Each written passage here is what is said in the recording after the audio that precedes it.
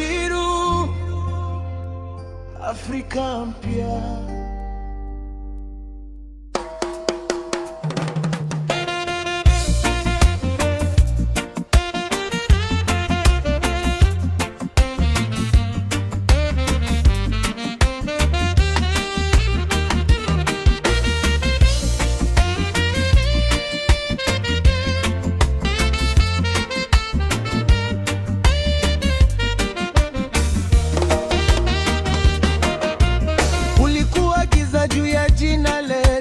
Tuliitwa mbali na chanzo chetu, kisha kainuka mtabiri wa maji, Akoth Salome, nyota za samaki.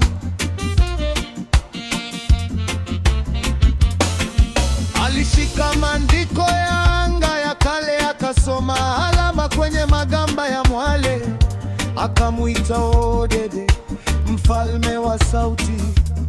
Wakaandika kurasa za roho na damu. Zulwe unawaka tena, taa ya Kemet mioyoni, unarudisha hadithi huko uliosahaulika. Kikongo ni rehema, hija wetu kurudi nyumbani. Kabiru ni neno letu, pesa ya nafsi za Waafrika.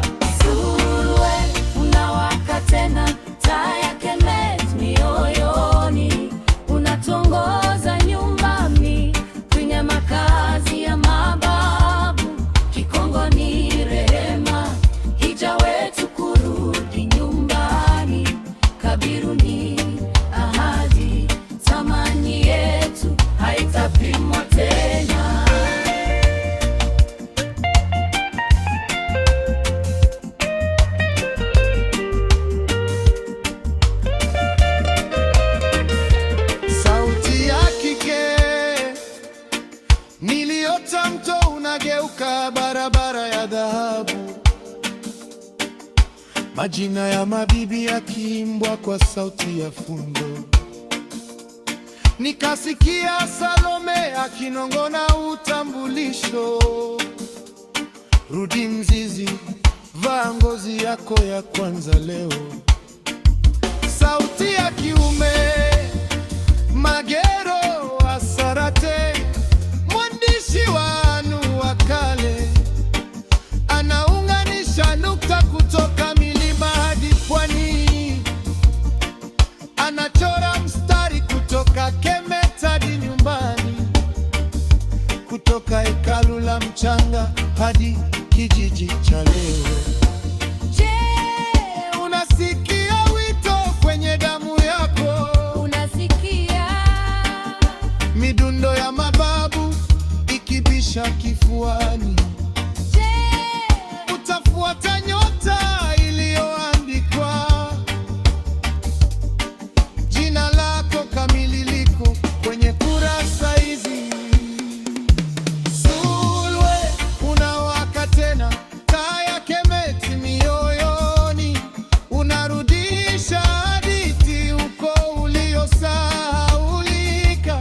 Kikongo ni rehema, hija wetu kurudi nyumbani. Kabiru ni neno letu, pesa ya nafsi za Waafrika. Zulwe unawaka tena, taa ya Kemet mioyoni, unatongoza nyumbani kwenye makazi ya mababu. Kikongo ni rehema, hija wetu kurudi nyumbani.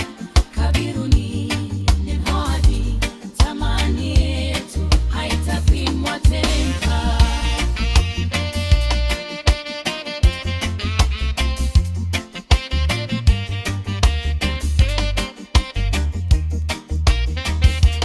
Zulwe, Kikongo nyumbani.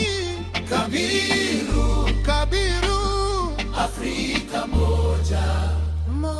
Sauti ya kike, nainua kitabu juu ya kichwa chao.